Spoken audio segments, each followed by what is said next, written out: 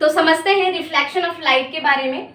The process of bouncing the light rays which fall on the surface of an object. तो reflection of light में ये कहा जा रहा है कि यानी मान लीजिए कोई भी ऑब्जेक्ट का क्या है, ये सरफेस है। ओके, इस पर लाइट क्या करेगी, फॉल करेगी, यानी लाइट क्या करेगी, यहाँ पर आपकी गिरेगी। और जब लाइट गिरेगी तो वहां से क्या करेगी, टकराएगी, वापस इस सरफेस पर क्या करेगी, टकरा के वापस दूसरे डायरेक्शन में चली जाएगी।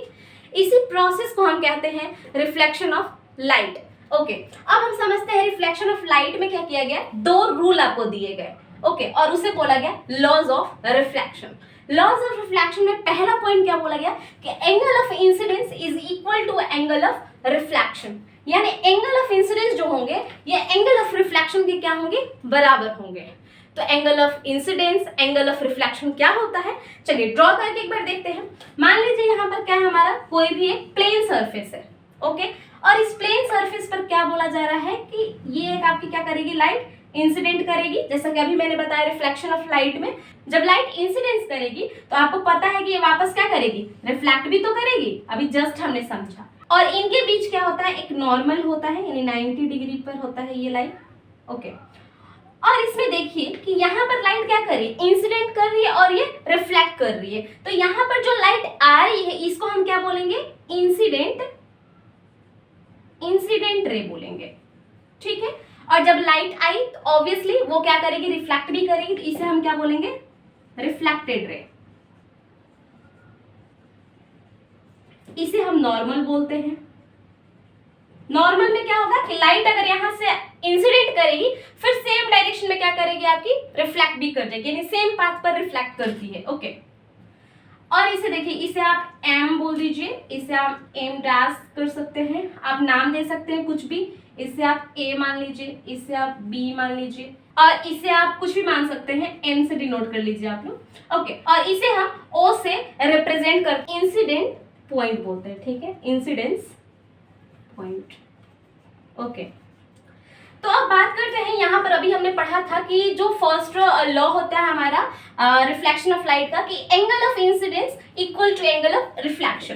तो बात करते हैं कि यहाँ पर एंगल ऑफ इंसिडेंस कहाँ होगा। तो एक बात बताइए, ये नॉर्मल जो है और ये जो इंसिडेंट रे है, ओके, इसके बीच में जो एंगल बन रहा है ना आपका, इसे हम क्या बोलते हैं, angle of incidence. Angle of incidence बोलेंगे।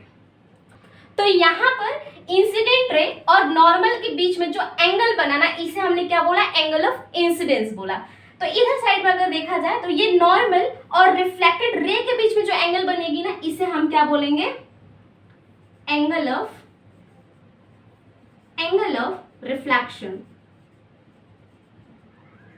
Angle of reflection. और याद रखिएगा ये एंगल को हम क्या से रिप्रेजेंट करेंगे, स्मॉल आई से रिप्रेजेंट करते हैं, और इसे हम स्मॉल आर से रिप्रेजेंट करते हैं। और यहाँ पर ये होता है कि जितना एंगल ऑफ इंसिडेंस होगा ना, उतना ही एंगल ऑफ रिफ्लेक्शन होगा। सपोज करिए कि यहाँ पर एंगल ऑफ आपका इंसिडेंस अगर 5 डिग्री है, ठीक है, तो यहाँ पर एंगल ऑफ आपका रिफ्लेक्शन भी कितना बनेगा, 5 डिग्री ऑल्सो। ओके, तो चलिए समझते हैं सेकेंड लॉ। सेकेंड लॉ में कहा जा रहा है कि the incident ray, reflected ray and normal all lie in the same plane. तो यहाँ पर देखिए आप, ये हुआ हमारा इंसिडेंट रे, ये हुआ रिफ्लेक्टेड रे, और ये हुआ नॉर्मल।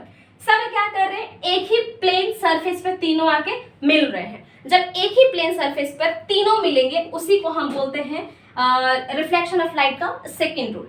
ओके, तो चलिए यहाँ तक आप नोट डाउन कर लीजिए, मिलेंगे नेक्स्ट वीडियो में।